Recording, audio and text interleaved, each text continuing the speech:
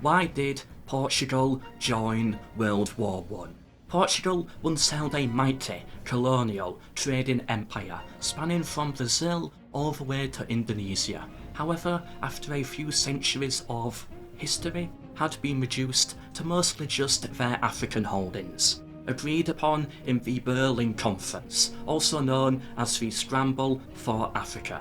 Despite the agreement though, plans were being made by the British and German empires to split up and divide Portuguese Angola between themselves. In 1898, Britain was worried about its position in South Africa and desired the Transvaal to secure their hegemony over the region and gain the newly discovered gold. This had been followed by a potential threat from Germany of intervention if Britain invaded the region. The move would be too risky for now. But could a compromise be possible? Britain wanted to secure its position in South Africa. Germany wanted more colonies, and both believed Portugal to be a financially unstable, decaying empire whose monarch was about to be overthrown, likely abandoning their expensive colonies in such an event. Britain was allied to Portugal.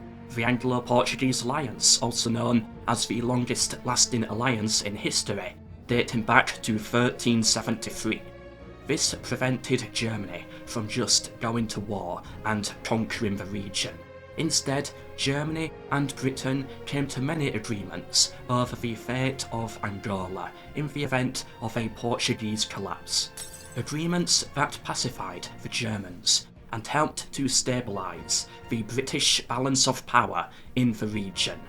We do not know the exact details of the agreement, but it is believed that Germany accepted British rights in the Transvaal in return for their inheritance rights over Angola. 1 year later, Britain invaded the Transvaal, triggering the Second Boer War. These Anglo-German talks and agreements, however, came to a close in July 1914, when Europe went to war. Portugal initially remained neutral, but was not as neutral as most people think.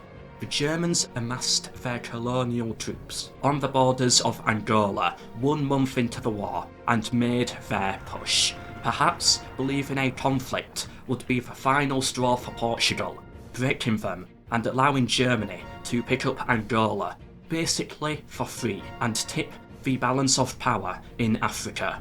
Worst case scenario, war with Portugal, but again, they did not see this declining empire as a threat anyway.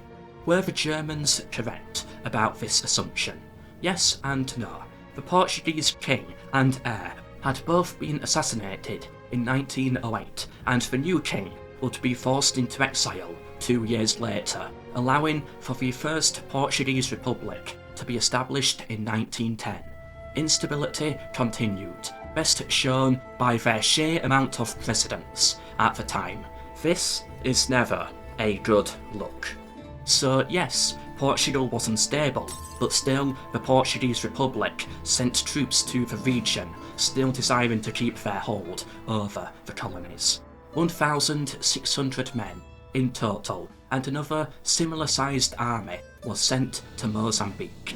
The Germans advanced into Angola, instigated native revolts, and fought several skirmishes against the Portuguese defenders. Portugal reached out to Britain, asking what it can do to help the Entente, but Britain's response was for them to wait a while. The Portuguese remained neutral, yet felt taken advantage of by the Germans. Despite the proxy war in Africa, German ships were forced docking themselves into the port of Lisbon and across many of their African harbours, using their neutrality as a shield.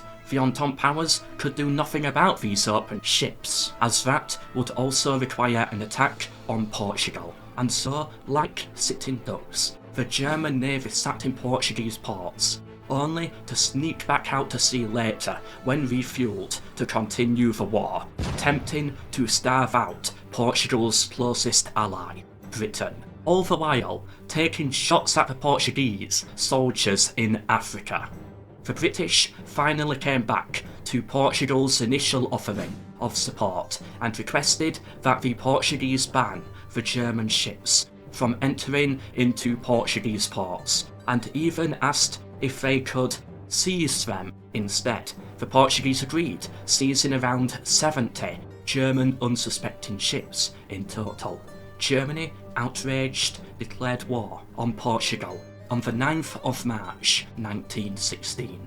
In return for their efforts in the war, the Portuguese would gain the Kionga Triangle, a former German colony in Africa. This would be Portugal's only territory gain out of the Treaty of Versailles.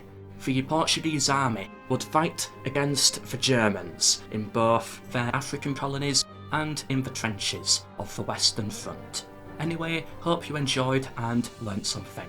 There's not much to say on Portugal diplomatically, but still I am trying to cover the nations that are so often forgotten about when it comes to the origins of the First World War. Leave a like and subscribe to get notified of the next one, which will be on why Romania joined the war, and please share this video with anyone you think may be interested. It really helps me out. But for now, this has been the history of diplomacy.